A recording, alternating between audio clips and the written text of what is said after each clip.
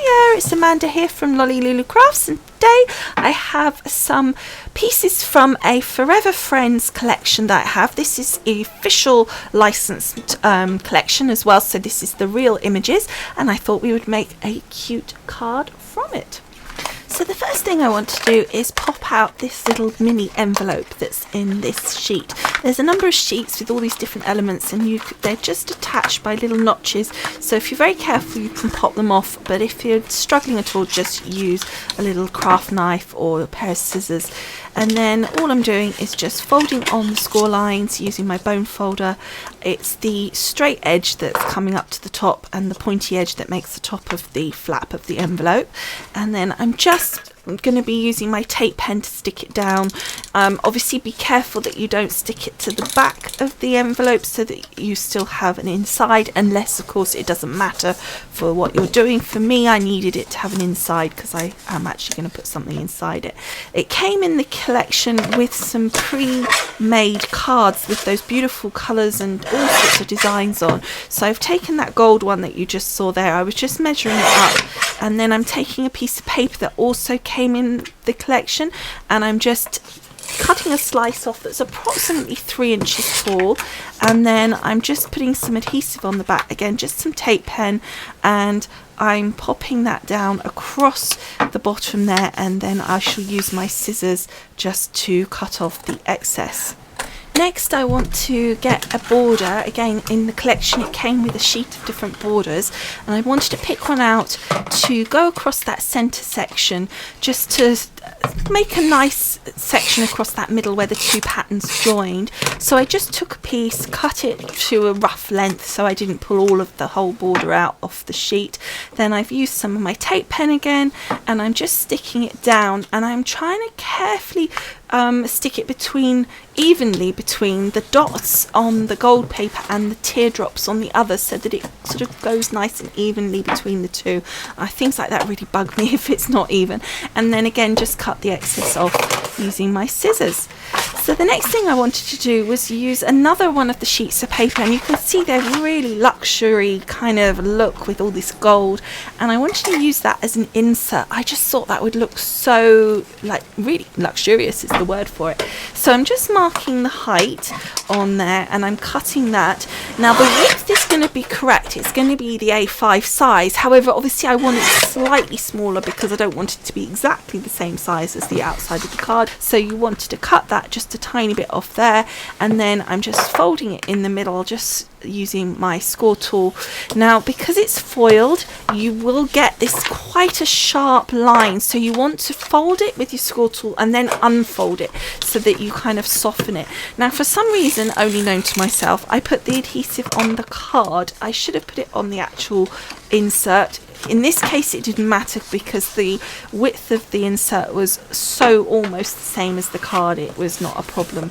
You want to put it on the leading edge, so the side that opens, the front, basically you want the adhesive there. That's because it then pulls the insert open. If you do it on the back, when you open the card, the insert stays closed.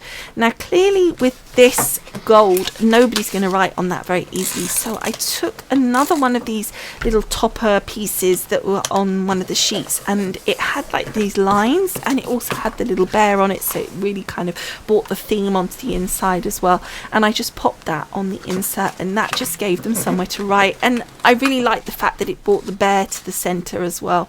So then, as you can see, I popped a little heart also from one of the sheets. There's just a number of different sheets in the collection, and you can just sort of pop out any bits you want and mix and match it as you like. So I wanted to pop this into my envelope, so I just put some sticky tape pen on the back, and I've just put it in positioned how I think it still looks like a heart, but it's obviously actually in the envelope. There comes a point where it's sort of too far up and it's not looking like it's in the envelope, and then there comes a point when it's so far in it doesn't look like a heart, so you just need to find that balance.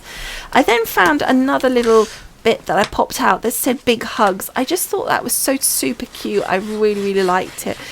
And then the next thing I need to do is stick my envelope down onto the front of my card. Now it's obviously foiled cardstock on both parts, so, and also there's quite a bit of weight to the actual envelope part, so I decided to use wet adhesive.